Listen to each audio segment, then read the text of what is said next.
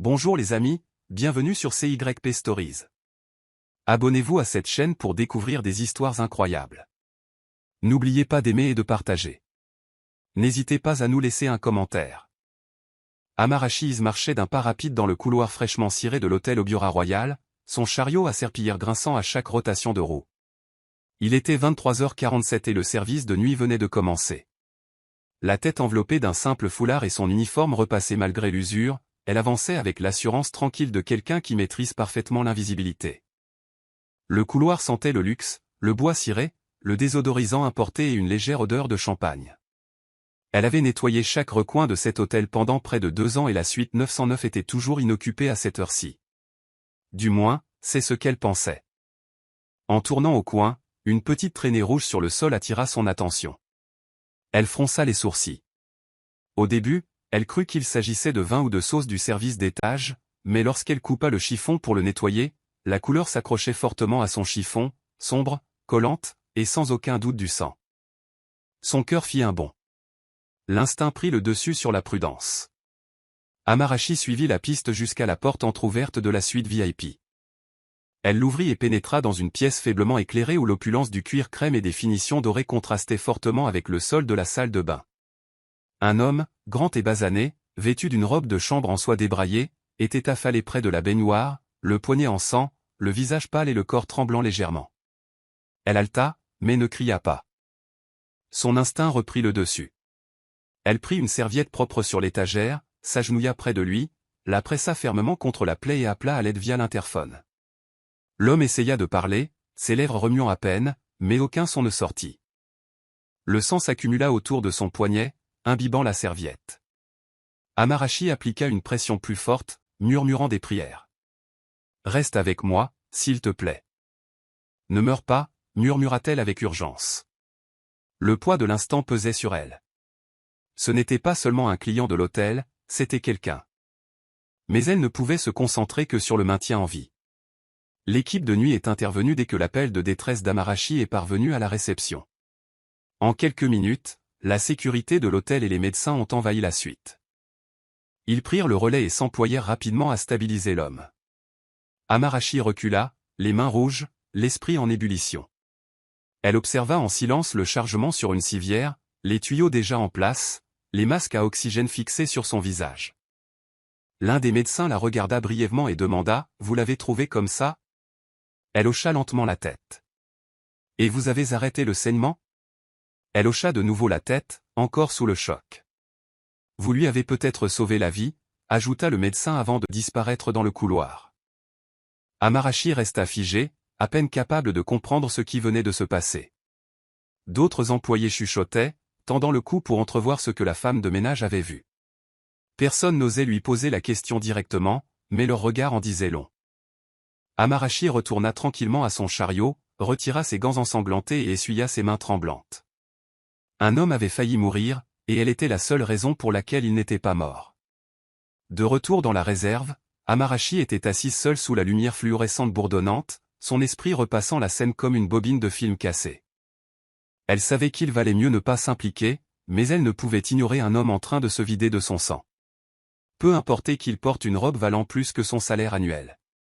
Sa mère, que Dieu ait son âme, lui avait toujours dit « On ne passe pas à côté de la douleur quand on a 2 mains pour l'aider ». Cette nuit-là, elle s'est tue. Personne ne l'a officiellement interrogée, mais quelque chose lui disait que cette histoire ne s'arrêterait pas là. Le lendemain matin, elle est rentrée chez elle auprès de sa sœur Ngozi, endormie sur le canapé, ses livres éparpillés partout.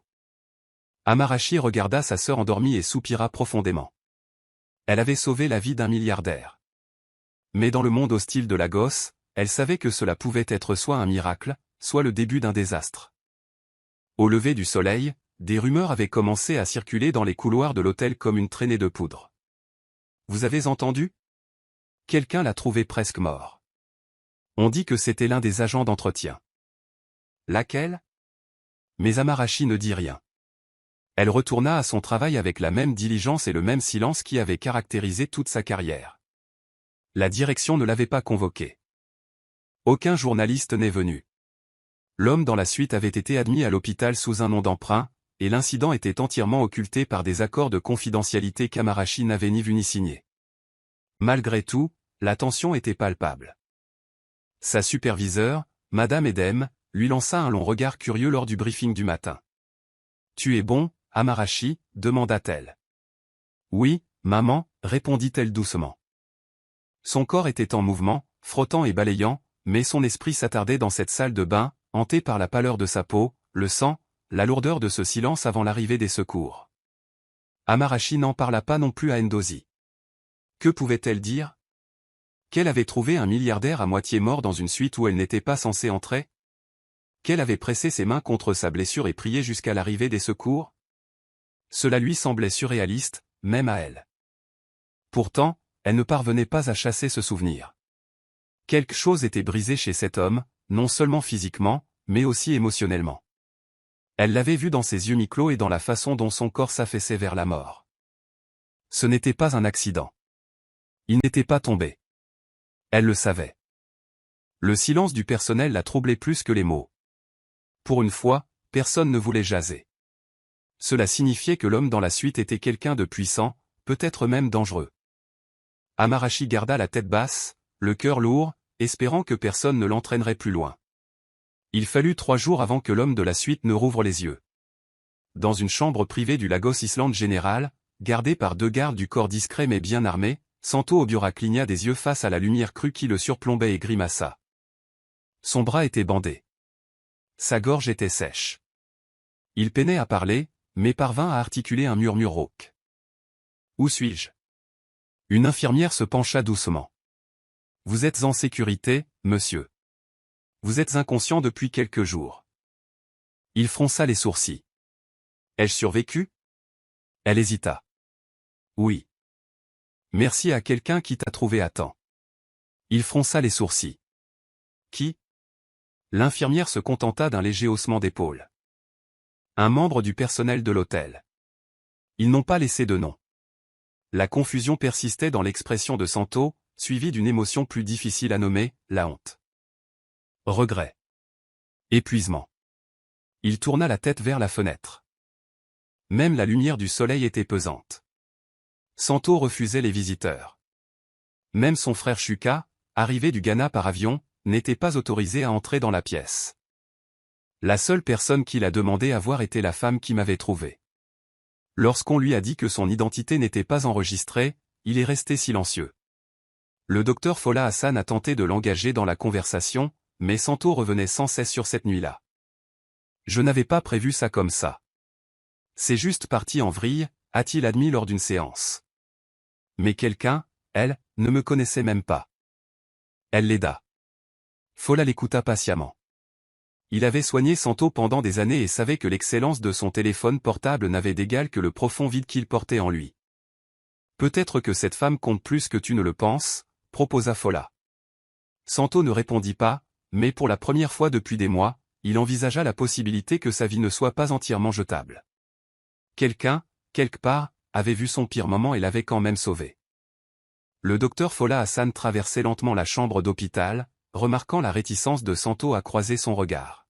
« Tu sais que je t'ai déjà vu au plus bas, Santo. » Mais là, c'était différent. Santo resta immobile sur le lit, son corps guérissant, mais son esprit en ruine. « Je ne voulais pas être retrouvé, » murmura-t-il finalement. « Je voulais disparaître. » Disparaître. Pas de presse, pas d'héritage. Juste le silence. Fola rapprocha la chaise et posa une main sur le dossier des évaluations psychiatriques. « Tu n'es pas le seul à avoir des fantômes, Santo. Mais tu es le seul à essayer de les affronter seul. » Il y eut un silence entre eux, pesant, compliqué. « Tu as dit qu'une femme de ménage t'avait trouvé » Santo hocha légèrement la tête. « Alors peut-être lui dois-tu un merci, et une seconde chance à toi. » Plus tard dans la journée, Santo était assis près de la fenêtre, observant le tumulte de la circulation à Lagos. Il se demandait quel genre de personne risquait de s'impliquer dans une telle scène. Pourquoi ne s'était-elle pas enfuie? La plupart des gens l'auraient fait.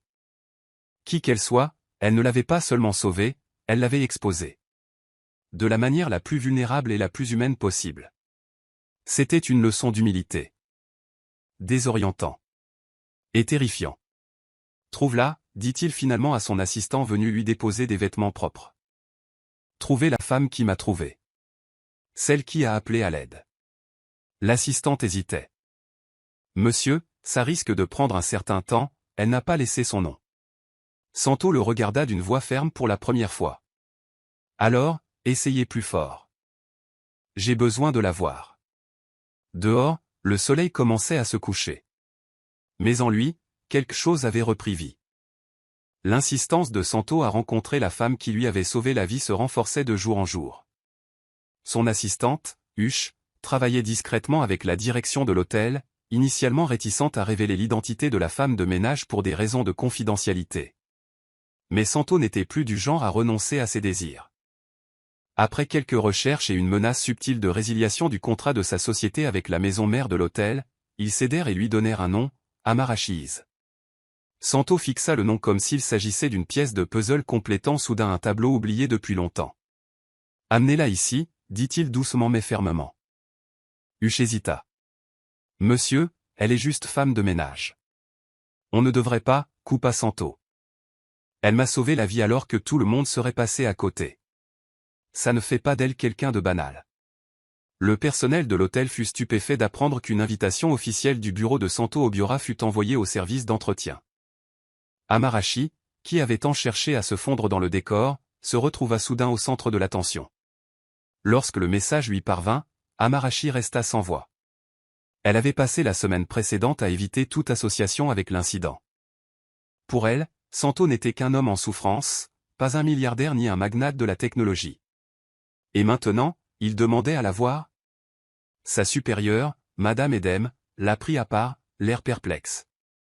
Tu ne m'avais pas dit que c'était lui que tu aidais.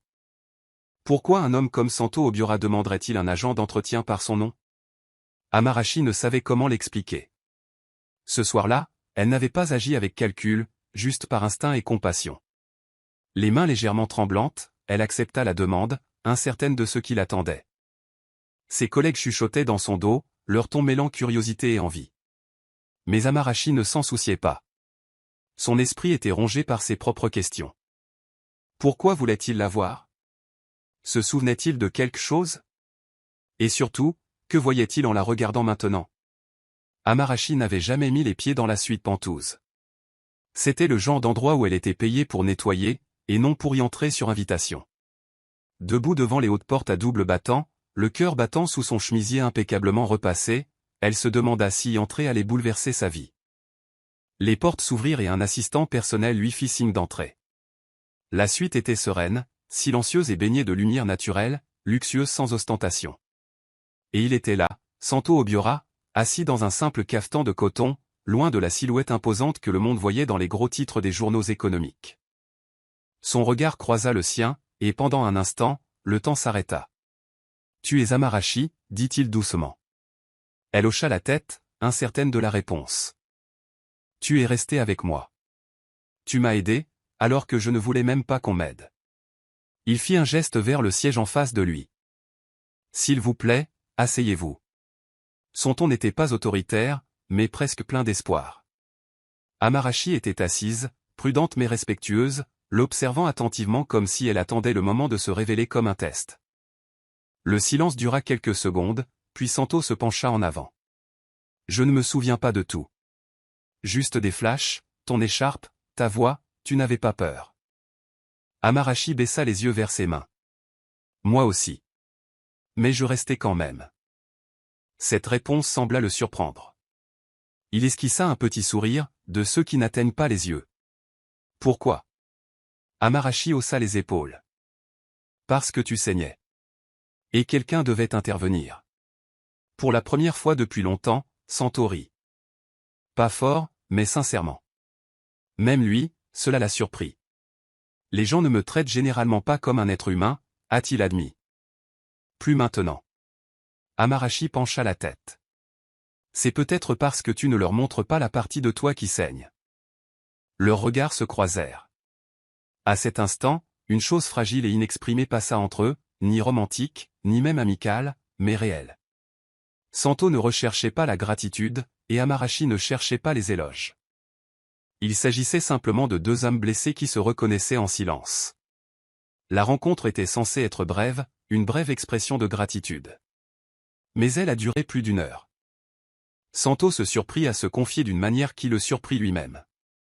Il parla de la pression d'hériter d'Obi Oratek à 28 ans après la mort de son père, de la solitude inhérente au leadership, des innombrables personnes qui lui souriaient dans les salles de réunion mais disparaissaient lorsqu'il avait besoin de plus que de l'argent.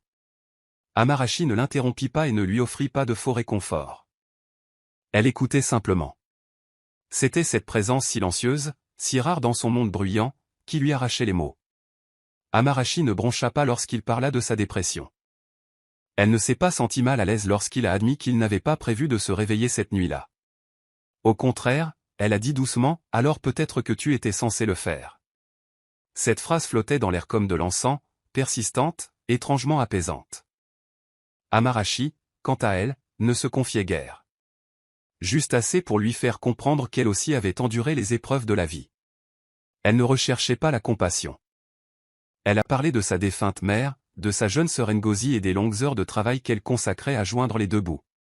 Elle a mentionné sa fatigue, mais aussi son refus d'abandonner. Santo s'est senti fasciné.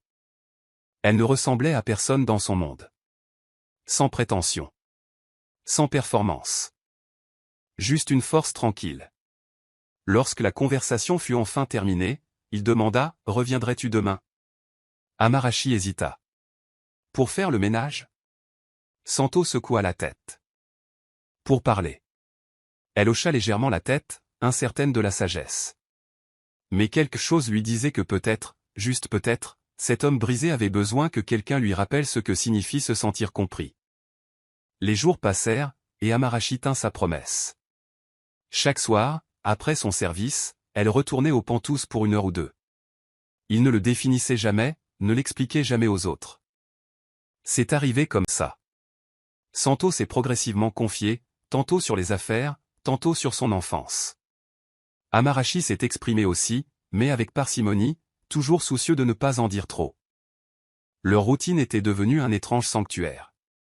Ce n'était pas romantique, mais profondément personnel. 2 personnes venues de mondes opposés, trouvant la paix dans des silences partagés et des conversations sans filtre. Santo disait souvent qu'il se sentait plus serein après avoir discuté avec elle. « Tu ne veux rien de moi », lui avait-il dit un jour. « C'est rare dans ma vie. » Amarashi sourit et répondit, « Peut-être que tout ce dont on a vraiment besoin, c'est de quelqu'un qui voit au-delà de son nom. » Malgré elle, Amarashi commença à attendre avec impatience leur conversation du soir. Non pas parce qu'il était milliardaire ou à cause d'une quelconque récompense promise, il n'y en avait aucune. Mais parce que cela lui rappelait que les liens humains pouvaient encore exister au-delà de la survie. Elle ne dit pas grand-chose à Ngozi, se contentant de dire qu'elle donnait des cours d'anglais à quelqu'un, une demi-vérité pour éviter des questions inutiles. Le personnel de l'hôtel remarqua ses visites tardives aux Penthouse et murmura, mais Amarashi ne prêta pas attention à leur ragot. Son travail lui appartenait toujours. Sa dignité aussi. Pourtant, au fond d'elle-même, quelque chose était en train de changer. Pas seulement chez Santo, mais aussi chez elle. Elle commença à croire que la guérison n'était peut-être pas un privilège réservé aux riches, mais peut-être quelque chose que 2 êtres brisés pouvaient s'offrir, morceau par morceau, de la manière la plus simple qui soit. Il ne fallut pas longtemps pour que les langues se délient. Le personnel, qui ignorait autrefois Amarashi, l'observait désormais avec une curiosité aveuglante. Ses visites nocturnes aux Penthouse, bien que discrètes et professionnelles, étaient devenues le centre de toutes les conversations chuchotées dans le salon de conciergerie. Elle dort avec l'ogre, un agent d'entretien éraflé. Il était impossible qu'elle lui parle simplement. D'autres n'étaient pas aussi durs, mais le ton était le même, suspicion, envie, incrédulité. Certains suggéraient même qu'elle usait de charme pour sortir de la pauvreté. Amarashi entendait tout. Pas toujours directement, mais suffisamment pour ressentir le changement dans la façon dont ses collègues la traitaient. Elle n'était plus invisible. Et cela, dans son monde, était dangereux. Madame Edem l'a convoquée en privé. Amarashi, les gens parlent. Tu es sûr de savoir ce que tu fais ? Amarashi répondit simplement, oui, maman. Je parle juste à quelqu'un qui a besoin d'être écouté. Mais dans le monde où il vivait, cela n'était jamais suffisant. Bientôt, une plainte officielle parvint à la direction. Quelqu'un accusait Amarashi de mauvaise conduite, mais de manière anonyme et sans preuve. Les RH ont lancé une enquête discrète. Amarashi a été convoqué et interrogé, sommée de s'expliquer sur ses interactions avec Monsieur Obiora. Elle a répondu honnêtement, mais leurs regards ont montré qu'ils ne la croyaient pas. Santo eut vent de la situation et fut furieux. « Ils te punissent pour m'avoir aidé ?» demanda-t-il. Amarashi haussa les épaules. « Ils me punissent parce que tu m'as remarqué. » C'est alors que Santo a réalisé à quel point il était loin des conséquences réelles de sa présence dans la vie des gens. Pour lui, les conversations étaient inoffensives. Pour elle, il pouvait menacer ses moyens de subsistance. Ce soir-là, alors qu'Amarashi quittait la suite, elle s'arrêta devant la porte. « Les gens pensent toujours du mal des femmes comme moi quand on est entouré d'hommes comme toi. Mais je ne cesserai pas d'être gentil pour autant. » Santo resta silencieux, la regardant s'éloigner, réalisant que malgré toute sa richesse, elle était la plus forte. De retour dans le modeste appartement de Yaba qu'elle partageait avec sa jeune sœur, Amarashi pliait le linge en silence tandis que Ngozi consultait son téléphone. L'air était lourd, et Amarashi savait pourquoi. Les rumeurs en ligne avaient gagné le monde réel. Quelqu'un avait publié un message anonyme concernant une femme de ménage d'hôtel fraternisant avec un client milliardaire, et même si aucun nom n'était mentionné, les indices étaient suffisants. Ngozi finit par lâcher son téléphone et soupira profondément. « Ma tante, tu sais que je t'aime, n'est-ce pas ?» Amarashi lui lança un regard las. « Je sais ce que tu vas dire, » répondit-elle. « Et toi ?» demanda Ngozi. « Parce que si c'est le cas, tu sais que les riches ne font rien gratuitement. Ils prennent. Et s'ils te donnent quelque chose, ils prendront plus en retour. Ce n'est pas parce qu'il se confie que tu le connais. Je ne cherche pas à te faire honte. » Joël marqua une pause, sa voix s'adoucissant. « Je ne veux pas que tu sois une autre de ces histoires. » Amarashi expira, pliant sa chemise un peu plus fort que nécessaire. « Ngozi, je ne sors pas avec lui. Je n'attends rien de lui. C'est juste un homme qui souffre. Et d'une certaine manière, je suis devenu quelqu'un à qui il peut parler. » Sa voix était calme mais résolue. « Je ne vois pas un milliardaire. Je vois quelqu'un qui a failli se suicider et qui essaie de comprendre pourquoi il a survécu. » Ngozi souleva sa sœur un long moment, puis hocha lentement la tête. « D'accord. Mais promets-moi une chose, si quelque chose ne va pas, s'il commence à te demander plus que tes oreilles, éloigne-toi. Ne laisse pas son pouvoir te donner l'impression que tu lui dois quelque chose. » Amarashi esquissa un demi-sourire. « J'ai passé la majeure partie de ma vie à marcher sur du verre, Ngozi. Je sais comment partir avant de saigner. » Cette nuit-là, alors que Ngozi s'endormait, Amarashi resta assise près de la fenêtre, éveillée, se demandant pour la première fois si elle s'engageait dans des eaux plus profondes qu'elle ne le pensait. Quelques jours plus tard, Santo fit quelque chose d'inattendu. Il a invité Amarashi à dîner dans sa résidence privée de l'Eki. L'invitation était manuscrite, brève mais sincère. « Tu m'as accordé ton temps. Laisse-moi t'offrir un repas, sans attente, juste de la gratitude. » Santo. Amarashi fixa longuement le mot, incertain de la réponse. Son instinct la prévenait que cela pourrait être mal compris, tant par lui que par les autres. Mais quelque chose dans sa façon de formuler ses paroles, si différente de celle des hommes puissants qui aboyaient des exigences, la fit hésiter. Après mûre réflexion, elle décida de partir. Elle ne portait rien de voyant, juste un simple chemisier en wax et un jean. Ses cheveux étaient noués dans le même foulard qu'elle portait au travail. À son arrivée au domaine, les gardes, l'air perplexe, la laissèrent entrer sans poser de questions. À l'intérieur, le manoir était étonnamment chaleureux et vivant, loin des palais stériles et trop raffinés qu'elle avait imaginés pour les milliardaires. Santo l'accueillit en chemise de lin blanc et pantoufles, sans héritier ni entourage. La table de la salle à manger était dressée pour 2 personnes et, à la surprise d'Amarashi, la nourriture était nigériane, soupe benga, féculents et escargots poivrés. « Tu aimes la cuisine locale ?» demanda-t-elle en souriant. « Ça me manque » répondit-il. L'argent fait penser que Jalof n'a pas assez de classe. Ils rirent tous les deux et, pendant l'heure qui suivit, ils mangèrent et parlèrent, non pas en milliardaires et en hommes de ménage, mais comme 2 êtres humains qui brisent peu à peu les barrières qui les séparaient. Santo lui raconta son enfance, la pression de la performance, les attentes liées à la fonction de fils Obiora, et comment son défunt père ne lui avait jamais dit qu'il était fier. Amarashi l'écoutait, partageant parfois ses propres souvenirs de son enfance à Enugu, auprès d'une mère malade, et d'un rêve qu'elle n'avait jamais eu le luxe de poursuivre. À la fin de la soirée, Santo l'accompagna lui-même jusqu'au portail. Merci, dit-il, l'air presque timide. Pour tout. Elle ne dit pas grand-chose, se contentant d'acquiescer, mais une étrange chaleur persista dans sa poitrine longtemps après son départ. La deuxième fois qu'Amarashi visita le manoir, elle y vint à nouveau sur invitation, cette fois pour aider Santo à trier des cartons de vieux documents familiaux qu'il avait été trop accablé pour affronter seul. En parcourant les grandes pièces au haut plafond et au sol en marbre poli, Amarashi réalisa à quel point l'endroit paraissait vide. Ce n'était pas seulement silencieux, c'était creux, comme un musée retraçant la vie de quelqu'un plutôt qu'une maison. Santo suivit son regard et haussa les épaules. À la mort de mes parents, Shuka a pris leur maison à Ikwa. J'ai gardé celui-ci, pensant le remplir de nouveaux souvenirs. Mais je n'ai jamais eu le temps de le faire. Amarashi a tracé ses doigts sur les cadres poussiéreux des photos éteintes et sur les étagères fermées. Tu peux encore commencer, dit-elle. Il n'est pas trop tard. Santo ne répondit pas, mais son regard s'attarda sur elle, suggérant qu'il la croyait. Ils passèrent des heures à éplucher de vieux papiers, des lettres manuscrites de son défunt père, des photos décolorées de l'internat, et même de vieux livres de contes des débuts d'Obioratech. Santo se confia plus que jamais. Il parla de sa santé mentale non pas comme d'une faiblesse, mais comme d'une ombre avec laquelle il vivait depuis la vingtaine. Les gens pensent qu'être riche signifie être libre, a-t-il dit. Mais je ne me suis jamais senti aussi pris au piège que lorsque j'avais tout et que je ne voulais rien. Amarashi écoutait, préparant de temps en temps du thé ou suggérant de faire des pauses. Elle ne le pressa pas, ne l'inquiéta pas. Elle resta simplement immobile. Et dans ce silence, Santo trouva quelque chose qu'il n'avait pas ressenti depuis des années, du réconfort.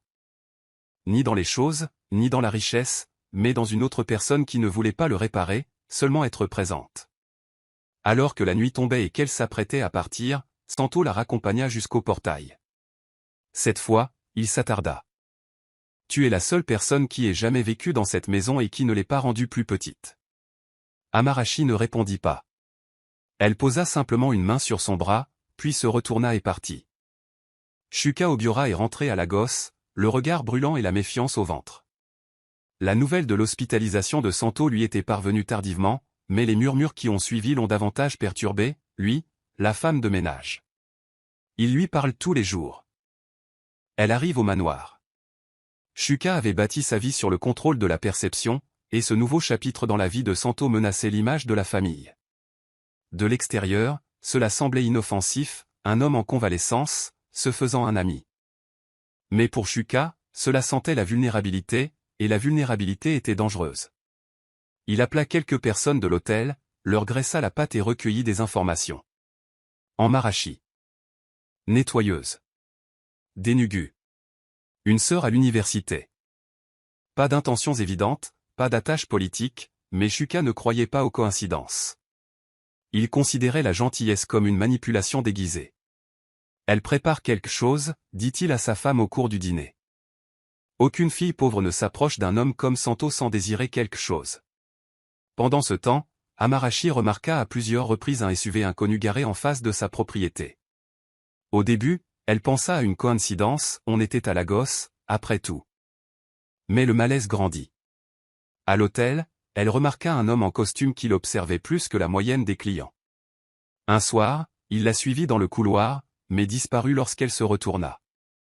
Elle le dit à Santo d'un ton désinvolte, ne voulant pas paraître paranoïaque. Mais Santo se tut, puis se tendit. On dirait que mon frère ferait ça, marmonna-t-il. Amarashi cligna des yeux. Ton frère? Santo hocha la tête. Il déteste tout ce qui perturbe le contrôle. Et là, c'est toi qui perturbes. Le cœur d'Amarashi se serra. Elle n'avait pas signé pour affronter des ennemis, pas des ennemis puissants. Mais quelque chose lui disait que ce n'était pas le début des ennuis. Ce n'était qu'un avertissement. La confrontation eut lieu un jeudi après-midi. Amarashi essuyait les robinets en laiton près de la réception lorsque Shuka Obiora entra, vêtu d'un costume sur mesure et arborant un sourire narquois qui ne touchait pas ses yeux. Sans la présenter, il s'approcha d'elle. « Alors, c'est toi la fille, dit-il. » Son ton était calme, mais teinté de condescendance. Amarashi se redressa, confuse et méfiante. « Excusez-moi, dit-elle poliment. Je sais ce que tu fais, ricana Shuka. Tu crois que, parce que mon frère est brisé, tu peux entrer dans sa vie et hériter de sa fortune. Je te préviens, le sang d'Obiora ne se mélange pas à la boue. Des halètements résonnèrent autour d'eux tandis que le personnel s'arrêtait pour observer. Les poings d'Amarashi se crispèrent. Elle essaya de s'éloigner, mais Shuka lui attrapa le poignet. Je n'en ai pas fini avec toi. La gifle lui vint instinctivement. Une vive et cuisante gifle son visage. Le silence se fit dans tout le hall. Shuka recula en titubant, les yeux écarquillés d'incrédulité. Tu oses, grogna-t-il. Amarashi, essoufflé, ne broncha pas. Touche-moi encore, et tu verras ce que j'ose encore, dit-elle froidement. Quelques minutes plus tard, la sécurité se précipita et Shuka, rouge de fureur, exigea son licenciement. Les RH furent appelés. La direction hésitait, tiraillée entre le nom d'Obiora et l'image publique de l'hôtel. Amarashi fut priée de rentrer chez elle en attendant les résultats de l'enquête. Elle sortit de l'hôtel le menton levé, mais le cœur battant la chamade. Il ne s'agissait plus seulement de Santo. Elle avait résisté au pouvoir, et le pouvoir ripostait. Ce qu'elle ignorait, c'est que le lendemain matin, son histoire ne se limiterait plus au couloir des hôtels. L'affaire était sur le point d'exploser aux yeux du public. Dès le lendemain matin, une tempête virale s'est déclarée sur les réseaux sociaux. Une vidéo de l'altercation entre Shuka et Amarashi, filmée par un membre du personnel, a fuité et s'est répandue comme une traînée de poudre. L'image d'un homme puissant humiliant une modeste femme de ménage a suscité l'indignation du public. Des associations de défense des droits des femmes, des commentateurs sociaux et des défenseurs de la santé mentale ont commencé à exiger des réponses. Qui était Amarashi? Pourquoi a-t-elle été suspendue alors que Shuka Obiora n'a subi aucune sanction? Pendant ce temps, dans l'imposant siège d'Obiorateka, Santo participait à une réunion qu'il n'avait aucune intention de terminer. Il pensait à Amarashi et aux dégâts causés par son frère. Contre l'avis de son équipe de relations publiques, il rédigea une déclaration personnelle l'après-midi même. C'était cru, sans filtre et empreint de vérité. Il y a quelques mois, j'étais dans une période sombre. Je ne serais peut-être plus en vie aujourd'hui sans la gentillesse d'une femme que le monde a négligée. Amarashi m'a sauvé la vie. Elle n'a pas demandé de crédit. Elle n'a pas sollicité de faveur. Elle a simplement agi avec humanité. Et pour cela, je ne resterai pas silencieux pendant que son nom est traîné dans la boue. Il l'a publié sur ses comptes vérifiés sur les réseaux sociaux et l'a épinglé sur la page d'accueil de l'entreprise. Le soir même, le nom d'Amarashi était devenu une tendance nationale. Les principaux blogs titraient des articles tels que « Un milliardaire défend l'agent d'entretien qui lui a sauvé la vie » et « David et Goliath, un agent d'entretien gifle un cadre d'Obiorateka et séduit le public ». Si Amarashi était submergée par l'attention, elle se sentait aussi étrangement justifiée. Chez elle à Inugu, où elle s'était temporairement réfugiée pour se reposer et échapper au chaos, son téléphone n'arrêtait pas de sonner. Ngozi lisait les commentaires à voix haute, émerveillée par la façon dont le pays avait accueilli le courage de sa sœur. On lui proposait des emplois, des bourses, des conférences. Mais Amarashi ne s'intéressait pas à la célébrité. Elle voulait simplement la paix. Santo l'appela le lendemain. « Je sais que ce n'est pas ce que tu voulais, dit-il. Mais je devais parler. Tu comptais qu'en moi, non. Et maintenant, je veux que tu saches que tu n'es plus seul. » Pour la première fois, les yeux d'Amarashi se remplirent de larmes, non pas de peur ou de douleur, mais du sentiment inhabituel d'être protégé. Malgré le soutien public de Santo, l'attention médiatique devint insupportable. Des journalistes campèrent devant l'appartement d'Amarashi, s'étendant jusqu'à son village d'Inugu. Sa sœur Ngozi ne pouvait pas assister au cours en toute tranquillité. Soudain, des parents éloignés ont commencé à appeler pour prendre de ses nouvelles, tout en laissant entendre des attentes financières. C'était comme si le monde entier avait fait de sa vie un titre, et Amarashi détestait ça. La goutte d'eau qui a fait déborder le vase fut lorsqu'un propriétaire lui a poliment demandé de partir, prétextant une attention indésirable et le désir de protéger ses autres locataires. Bien qu'elle n'ait rien fait de mal, Amarashi s'est sentie punie d'avoir été simplement surprise dans l'entourage d'un homme riche. Discrètement, elle a fait ses valises et a quitté Lagos sans prévenir personne, sauf Ngozi. Le plan était simple, rentrer à Inugu, se cacher et retrouver l'anonymat. Pas de presse. Pas de scandale. Pas de Santo. Mais l'absence résonnait plus fort que les mots. Santo ressentait le vide laissé par son départ comme une douleur sourde dans sa poitrine. Il s'était habitué à sa présence, non seulement à sa gentillesse, mais aussi à sa stabilité. Elle était devenue son miroir, un miroir qui ne reflétait ni la richesse, ni le succès, ni le statut social, mais juste l'humanité. À Obioratech, il essayait de continuer à avancer, mais ses journées lui semblaient à nouveau creuses. Son conseil d'administration l'a poussé à laisser tomber l'affaire et à se concentrer sur les lancements de produits technologiques et les réunions avec les investisseurs. Mais Sempto n'a pas pu abandonner. Il a contacté Amarashi à plusieurs reprises, SMS, appels, courriels, mais sans réponse. Même le docteur Follow l'avait averti de la prudence. Tu lui as donné la paix, et maintenant elle l'a choisi à nouveau, dit doucement Follow. Ne la poursuis pas si ta présence risque de la lui enlever. Sempto hocha la tête, mais son regard trahissait autre chose. Il n'en avait pas fini. Non pas par obsession ou par orgueil, mais parce qu'il lui devait encore plus que le monde ne pourrait jamais lui rembourser. Dans le paisible village de Nsuka, dans l'état d'Enugu, Amarashi a tenté de s'intégrer au rythme lent de la vie rurale. Elle a renoué avec d'anciens voisins, s'est rendue sur la tombe de sa mère et a aidé les femmes du quartier à organiser des ateliers communautaires sur l'hygiène et le petit commerce. C'était une expérience apaisante, simple et authentique. Mais même dans cette petite communauté, les gens avaient entendu des rumeurs. Certains la traitaient avec admiration, d'autres avec scepticisme. Pourtant, elle résista. Ce à quoi elle ne s'attendait pas, en revanche, c'était de revoir Sempto Obiora, surtout pas en civil, devant un centre informatique local qui venait de rouvrir avec des ordinateurs flambant neufs et des panneaux solaires. Au début, elle crut à une hallucination. Puis elle comprit qu'il n'était pas simplement en visite. Il était bénévole.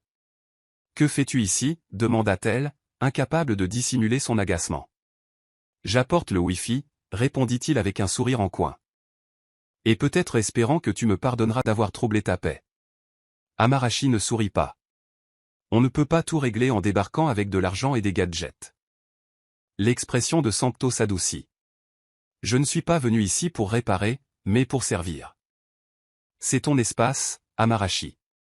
Je veux juste apprendre à participer à quelque chose de concret. » Les villageois observaient avec curiosité le grand milliardaire de Lagos retrousser ses manches et aider à décharger les provisions. Amarashi était partagée.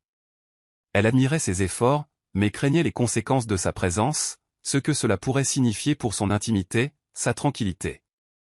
Ce soir-là, elle le trouva assis près du puits du village, discutant de codage avec des enfants. Il avait l'air différent, plus léger, d'une certaine manière. Tandis qu'elle se tenait à distance, le regardant rire avec les enfants et nettoyer un clavier poussiéreux, Amarashi réalisa quelque chose d'important. Peut-être que la guérison ne se résumait pas à courir. Peut-être s'agissait-il aussi de choisir ceux que l'on laissait entrer et qui on le laissait revenir. Au cours des semaines suivantes, un événement remarquable s'est produit. Ce qui avait commencé comme une visite surprise s'est transformé en une initiative entièrement financée, la Fondation Ezobior, un projet conjoint baptisé en hommage à la mère d'Amarashi et au défunt père de Sempto. L'organisation proposait des formations gratuites aux compétences numériques pour les jeunes, une éducation à la santé mentale et des microcrédits pour les entreprises dirigées par des femmes à Enugu. Amarashi a naturellement pris les rênes du projet. Elle est devenue le cœur du projet, organisant des ateliers, encadrant des jeunes filles et instaurant un climat de confiance avec la communauté locale. Sempto est resté en retrait, gérant la logistique, le financement et la laissant briller. Leur lien s'est renforcé grâce à leur objectif, et non à leur performance. Ils ont rarement parlé de Lagos, du scandale passé, ni même de leur rapprochement grandissant. Ils étaient trop occupés à construire quelque chose de concret, quelque chose de plus grand que d'eux. Ensemble, ils ont transformé leurs blessures en ressources et leur silence en force. Un après-midi, alors qu'ils regardaient une classe d'adolescents créer fièrement leur premier site web, Amarashi s'est tourné vers Sempto et lui a demandé « Pourquoi n'as-tu pas commencé quelque chose comme ça plus tôt ?» Il a souri pensivement. « Parce qu'avant de te rencontrer, je ne croyais pas que quelque chose de réel puisse naître de ma détresse. » Elle resta silencieuse un instant. « Et maintenant ?» Il la regarda, les yeux emplis de calme. « Maintenant, je sais que parfois la douleur n'est qu'une graine. Il suffit de lumière pour qu'elle devienne un but. » Amarashi détourna le regard, le cœur rempli et sur ses gardes. Ils n'avaient toujours pas parlé de ce qu'ils représentaient exactement l'un pour l'autre. Mais peut-être, dans ce silence, il y avait quelque chose de sacré, et la compréhension que, quel que soit le nom qu'il prenait, c'était l'amour dans sa forme la plus transformatrice. Non pas celui qui exige de l'attention, mais celui qui construit tranquillement l'avenir. Un soir, alors que la pluie tapait doucement sur les toits en zinc, Amarachi était assise sur la véranda de leur vieille maison de village et fouillait la malle de rangement de sa défunte mère. Ngozi l'avait récemment rapporté de Lagos, insistant sur le fait qu'il était temps de faire le tri dans le passé. À l'intérieur, sous des emballages usés et des recueils de cantiques défraîchis, Amarachi trouva une enveloppe scellée, jaunie par le temps, et adressée de la main de sa mère, « Mon Amarachi, quand le monde devient trop bruyant. » Ses mains tremblaient lorsqu'elle l'ouvrit. La lettre à l'intérieur était manuscrite, imprégnée de la tendre voix de sa mère. Elle parlait de sacrifice, d'identité et de résilience. Vous êtes peut-être pauvre, mais vous n'êtes pas impuissant. Vous pouvez servir les autres, mais n'oubliez jamais qui vous êtes. Le monde tentera de faire honte à vos origines, de déformer votre gentillesse ou de rabaisser votre valeur. Mais Amarachi, ne te laisse jamais dire que tu es inférieur. Car tu es ma prière exaucée. Des larmes coulaient sur ses joues tandis qu'elle lisait la lettre encore et encore. Ce n'était pas que des mots. C'était une permission de se tenir droit. Amarachi la plia soigneusement et la glissa dans sa Bible. Le lendemain matin, elle se rendit au bureau de la fondation et demanda que le nom de sa mère soit inscrit sur la plaque du hall principal, Mama Ijoma Hall for Women's Strength. Santo l'observa de côté, sentant que quelque chose avait changé. Elle ne bougeait plus, sous l'effet du traumatisme ou de la culpabilité. Elle était désormais ancrée dans la fierté. Ce soir-là, alors qu'il fermait le centre et se dirigeait vers l'entrée du complexe, Amarachi se tourna vers lui et lui dit « Tu avais raison. La douleur est une graine. Mais l'amour aussi. Et parfois, il pousse dans les pires conditions. » Pour une fois, Santo n'avait pas de réponse. Il prit simplement une grande inspiration, reconnaissant que ce qui avait commencé comme une nuit de sang et de désespoir se soit transformé en quelque chose de beau, de durable et de discrètement révolutionnaire. De retour à Lagos, Shuka Obiora n'en avait pas fini. Furieux de la popularité croissante de Santo et de l'influence grandissante d'Amarachi, il entreprit d'orchestrer une campagne de diffamation calculée au sein d'Obioratech. Grâce à ses relations et à son accès à des documents internes, Shuka a discrètement transmis à certains membres du conseil d'administration des rapports médicaux privés sur les problèmes de santé mentale de Santo datant de plusieurs années, des notes médicales, des ordonnances et même des courriels dans lesquels Santo reconnaissait avoir besoin d'aide. Cela représente un risque pour l'image de l'entreprise, a fait valoir Shuka à huis clos. On ne peut pas confier un empire technologique de plusieurs milliards de Naira à un homme qui a survécu de justesse à une tentative de suicide. Certains membres du conseil d'administration ont hésité, mais d'autres, principalement des actionnaires plus âgés, inquiets des scandales, se sont laissés convaincre. Une motion a été déposée pour invoquer une clause de révision de la direction profondément enfouie dans les statuts d'Obioratech, qui autorisait la révocation temporaire d'un PDG jugé psychologiquement inapte. 2 semaines plus tard, Santo recevait l'avis officiel de mise en congé indéterminé dans l'attente d'une évaluation psychiatrique. Santo était pris de court. Bien qu'il ait toujours su que sa vulnérabilité pouvait être utilisée contre lui, la trahison le blessait encore. Il a utilisé ma douleur contre moi, confia-t-il amèrement au docteur Fola. Il transforma la guérison en munition. Fola, toujours calme, hocha simplement la tête. Tu as 2 choix, soit tu disparais comme avant, soit tu te bats, non seulement pour la compagnie, mais pour chaque personne à qui on dit qu'elle est trop brisée pour diriger. Santo savait que les enjeux n'étaient pas seulement corporatifs, mais personnels, symboliques. La fondation d'Enugu, la crédibilité d'Amarachi, le personnel qui l'admirait, tout était désormais menacé. Quand Amarachi apprit la nouvelle, elle n'hésita pas. « Il veut la guerre, dit-elle. Donnons-lui une histoire qu'il ne pourra taire. » Ils commencèrent à rassembler des preuves, non seulement sur la capacité de Santo à diriger, mais aussi sur les manipulations de Shuka, ses agissements secrets et ses années d'abus de ressources de l'entreprise que personne n'avait osé aborder jusqu'à présent. Avec une détermination discrète, Amarachi a mené la charge. Elle s'est envolée pour Lagos avec des dossiers méticuleusement organisés, des horodatages et des témoignages d'anciens employés réduits au silence par des accords de confidentialité. Avec l'aide d'un cabinet d'avocats soucieux de l'intégrité, ils ont constitué un dossier solide pour faute professionnelle au sein du conseil d'administration. Pendant ce temps, Santo participait à une interview télévisée en prime time pour la première fois depuis plus d'1 an. Il ne nie pas son parcours de santé mentale, au contraire, il l'assume. Le leadership, a-t-il déclaré calmement, n'est pas une question de perfection. C'est une question de présence, de résistance même dans la douleur. Et je me lève aujourd'hui parce que j'ai été aidé. Si cela me disqualifie, c'est que nous avons mal compris la force. L'interview a fait le buzz dans tout le pays. De jeunes Nigérians, des défenseurs de la santé mentale et même des chefs d'entreprise l'ont soutenu. Des hashtags comme « Let's Santoléade » et « Is Not Weakness » ont inondé les réseaux sociaux. Amarachi observait la vague monter, l'ancrant discrètement à chaque pas. Ce qui fit pencher la balance, cependant, fut la publication de notes internes obtenues par Amarachi, signées par Shuka, détournant des fonds destinés à l'action communautaire vers des dépenses de luxe et des investissements fictifs. Le conseil d'administration ne pouvait plus feindre l'ignorance. Face à des preuves accablantes et à l'examen public, une réunion d'urgence extraordinaire fut convoquée. Shuka tenta de rejeter la faute sur les autres, mais les preuves étaient indéniables. Sous la pression, il fut contraint de démissionner pour préserver l'intégrité de l'entreprise. Santo a été réintégré à l'unanimité. Une fois le vote adopté, il n'a pas célébré publiquement.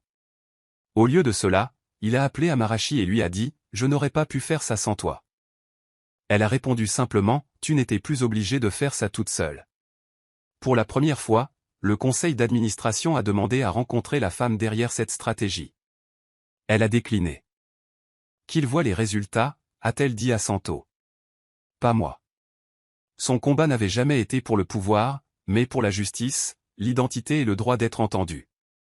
Santo est revenu chez Obioratech avec élégance, mais il a clairement fait comprendre que les choses seraient différentes. L'une de ses premières actions a été de créer un service de bien-être mental au sein de l'entreprise, un espace avec des conseillers qualifiés, des programmes de gestion du stress et des bilans trimestriels obligatoires, non seulement pour les dirigeants, mais pour l'ensemble du personnel. Le message était clair, l'ère où l'on masquait la douleur par la productivité était révolue. Dans un geste discret mais profondément significatif, Santo a rebaptisé l'ancien laboratoire d'innovation de l'entreprise, Centre Ijomae pour un leadership résili, en l'honneur de la mère d'Amarachi. La plaque a été dévoilée lors d'une cérémonie modeste, sur invitation uniquement, en présence d'Amarachi, debout en silence à ses côtés. « Votre mère a élevé une fille qui a changé ma vie », a déclaré Santo dans son discours. Puisse son héritage continuer à changer les autres. Le personnel a applaudi, mais c'est le sourire aux larmes d'Amarachi qui en a dit plus que les mots. Sur les réseaux sociaux, l'histoire de la femme de ménage qui a sauvé un milliardaire est devenue une parabole, un récit non pas de romance ou de richesse, mais de courage, de vulnérabilité et de transformation mutuelle. Les invitations à Amarachi pour intervenir lors de panels, de fondations et de sommets de dirigeants ont afflué. Elle a décliné la plupart d'entre elles. Sa priorité est restée le travail de terrain à Enugu, où la fondation avait déjà formé plus de 300 jeunes adultes et lancé plus de 40 petites entreprises dirigées par des femmes. Si ça n'atteint pas le terrain, disait-elle souvent, ce n'est pas grave. Santo continua de la soutenir, non pas en coulisses, mais à ses côtés, comme un collègue. Leur relation restait encore floue publiquement, mais leurs proches comprenaient qu'ils étaient le miroir, le remède et la mission de l'autre. Par un après-midi venteux à Enugu, alors qu'elle regardait une promotion de nouveaux diplômés recevoir leur certificat du camp de formation au codage de la fondation, Santo prit Amarachi à part. Ils traversèrent tranquillement la ferme communautaire créée par la fondation 6 mois plus tôt, une luxuriante plantation de manioc, de tomates et de maïs cultivés par des femmes veuves dues à l'insécurité dans le nord. Santo s'arrêta sous un manguier, l'air plus doux qu'elle ne l'avait jamais vu. « J'ai une question à te poser, dit-il en reprenant son souffle. Non, pas ce que tu penses, ajouta-t-il rapidement en la voyant changer de cap, je veux que tu diriges la fondation à plein temps, pas seulement comme un visage, mais comme sa voix, sa direction. Il devrait porter ton nom. Amarachi cligna des yeux. Tu veux que je sois quoi? PDG? Il hocha la tête. En toute autonomie. Et avec mon financement. Et mon soutien. Parce que tu as construit ici quelque chose que je n'aurais jamais pu faire sans toi. Elle resta silencieuse un long moment. Puis elle rit, non pas par moquerie, mais par incrédulité. Il y a quelques mois, je nettoyais les sols en marbre tandis que les gens m'ignoraient. Et maintenant, vous voulez me donner une salle de réunion? Santo s'est approché. Vous n'avez jamais eu besoin d'une salle de réunion pour diriger Amarachi. Tu avais juste besoin d'espace. Je te l'offre maintenant, non pas par dette envers toi, mais parce que le monde a besoin de plus de gens comme toi aux commandes. Son cœur se gonfla d'un étrange mélange de peur et d'épanouissement. D'accord, dit-elle finalement. Mais seulement si je peux faire les choses à ma façon. Il sourit. C'était prévu depuis toujours. Et c'est ainsi qu'Amarashi accéda à un nouveau type de pouvoir, fondé non plus sur la richesse, mais sur l'impact. Le nettoyeur qui s'était autrefois agenouillé aux côtés d'un inconnu ensanglanté se tenait désormais à la tête d'un mouvement qui leur survivrait à tous deux. Exactement un an après son arrivée dans la suite 909, Amarashi se tenait devant le miroir du bureau de la fondation, aujourd'hui connu sous le nom de Rise with Grace. La journée avait été riche en activités, un sommet des femmes, une démonstration technologique pour les jeunes et une cérémonie en mémoire des victimes du suicide ou de la dépression. Dans la foule, des visages autrefois éprouvés par la souffrance, mais désormais rayonnants d'espoir, se voyaient. Elle regarda Santo s'adresser aux participants, non pas en milliardaire, mais en survivant, en serviteur, en homme encore en convalescence mais debout. Lorsqu'il la présenta, la qualifiant de « révolution silencieuse qui a changé ma vie », il n'y eut pas un seul œil sec dans la salle. Amarashi, lui, ne pleura pas. Elle sourit, plongée dans le souvenir de la lettre de sa mère et du parcours qu'il avait mené de concierge à actrice du changement. Plus tard dans la soirée, alors qu'il marchait dans le calme du jardin derrière le centre, Santo marqua une pause. « As-tu parfois des regrets ?» demanda-t-il. « Tu m'as aidé cette nuit-là » Amarashi secoua la tête. « Non. Mais je crois que cette nuit-là m'a aidé aussi. Je ne le savais pas encore. » Il hocha la tête en regardant les étoiles. « Nous saignions tous les deux. Juste de manière différente. » Elle lui prit doucement la main, non pas comme une amante revendiquant sa propriété, mais comme une partenaire choisissant la solidarité. « Et maintenant, nous guérissons tous les deux. De manière différente aussi. » Ils restèrent silencieux, la nuit chaude et pleine de sens. L'histoire qui avait commencé dans la douleur était devenue quelque chose de magnifique. Ni parfait, ni féerique. Mais profondément, indéniablement réel. Et dans cette réalité, Amarashi et Santo ont trouvé ce qu'ils ignoraient chercher, la paix, un but et le pouvoir silencieux d'une blessure qui les a guéris tous les deux. Merci d'avoir regardé. Dites-nous ce que vous avez aimé dans cette histoire. N'oubliez pas d'aimer et de vous abonner. Activez également les notifications de publication pour recevoir les nouvelles histoires.